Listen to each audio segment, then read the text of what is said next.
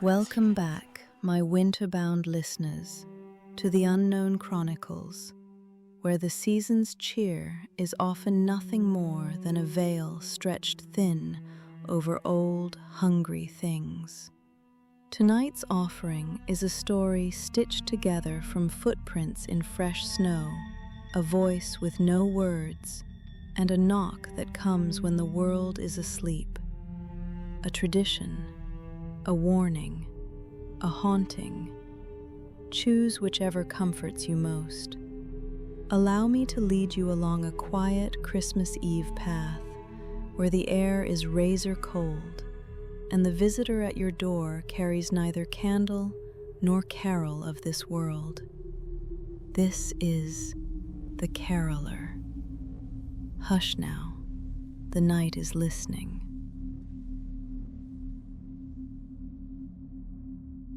I hadn't heard the tale, not a whisper of it.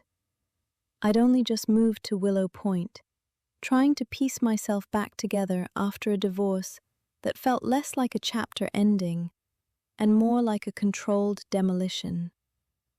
My rented cottage sat at the top of Hemlock Lane, where the street lamps flickered like dying fireflies, and the houses hunched together as though bracing against the cold. It wasn't exactly welcoming, but it was quiet. I thought quiet was what I wanted. Christmas Eve found me alone by choice. A simple dinner, soft music, a fire that snapped occasionally, like it wished I'd talk back. Around 9, I set down my mug of tea and stretched, trying to shake off the day. That was when I heard it. A voice. No words, just a melody. Slow, lilting, mournful. A sound that hovered somewhere between beautiful and wrong. I froze beside the window. The tune drifted over the frost-covered porch, threading through the cracks in the old house. Curiosity outweighed caution. It always did with me, something my ex used to sneer at. I walked to the door, heart thudding, opened it. A lone caroler stood in the snow. No lantern, no scarf, no gloves. Just a long, dark coat that looked older than the cottage, and a pale face hidden in shadow. Their lips moved, shaping that strange, wordless tune.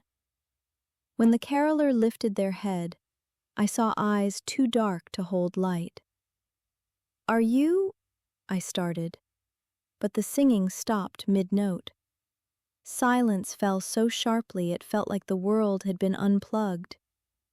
Then the caroler smiled, a slow, thin smile that sat wrong on their face, like a borrowed expression.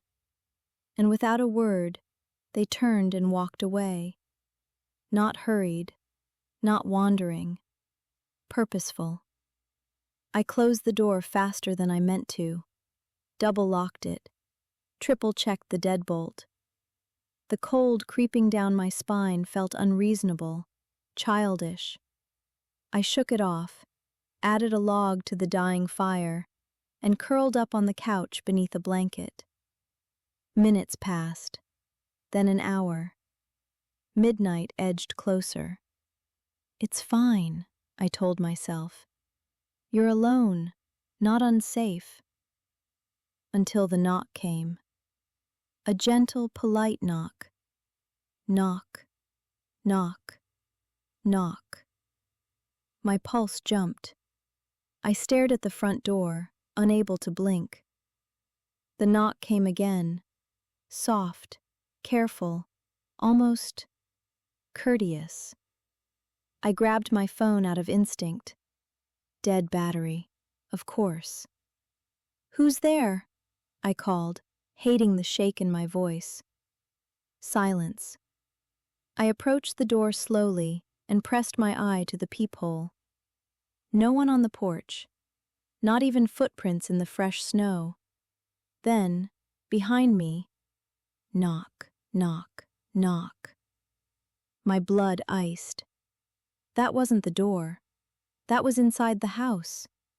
I turned slowly, the way you do when you're afraid moving too fast might draw attention. Knock, knock, knock. This time from the kitchen wall. Then, from the bedroom. Then, directly above me in the attic. Each knock identical. Same rhythm, same eerie politeness, as if the caroler were walking through the house, tapping on the walls the way a blind person might touch furniture to map a room. A tune began again, that same haunting, wordless melody. Faint, but unmistakable. Coming from the attic. Panic surged up my spine. I bolted for the front door, fumbling with the lock. My fingers felt numb and clumsy. I yanked it open. Winter air slammed into me. The singing stopped instantly. The street lay still, silent, deserted. I backed into the middle of the road, breath coming fast, watching my house like it might move. Only when my shaking eased did I finally turn back. Someone was inside my home. A silhouette behind the living room window. Tall, perfectly still, watching me. My screams stuck in my throat. The figure raised a hand, not waving, knocking. 3 slow taps against the glass.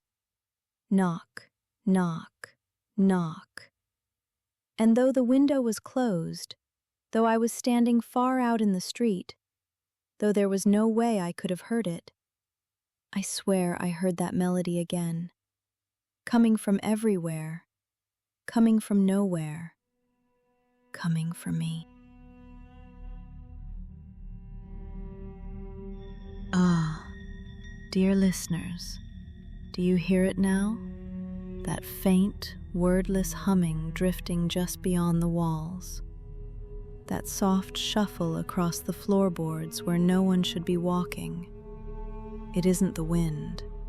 It isn't the settling of the house. It's simply the caroler, still searching for the ones who answered his song. Some say the most dangerous knock is the one you open without thinking. That habit, hospitality, or holiday cheer can blind us to the truth. But I've found it's simpler than that. We are creatures of invitation. We open doors because we want connection. We let voices in, even when they come without words. And in the end, it is never the first knock that damns us. It is the second one, the one we ignore because we hope it isn't real. The one that comes from inside the places we thought were safe. The one that reminds us that not every visitor waits on the doorstep. Some wait within us. Tonight's tale asks only this. When the knock comes, from the door, from the dark, or from the hollow place in your own chest, will you open out of instinct? Or will you listen for the silence that follows? Choose wisely, my darlings. For some doors, once opened, never close again. Thank you for joining me this frost-bitten night. I'm Thorn Blood Rose, your winter holiday companion through the corridors of the Unknown Chronicles. Until next time, keep your thresholds guarded, your shadows counted, and your candles burning against the things that sing without breath. And above all, good nightmares, my dears. Sleep tight, if you still can.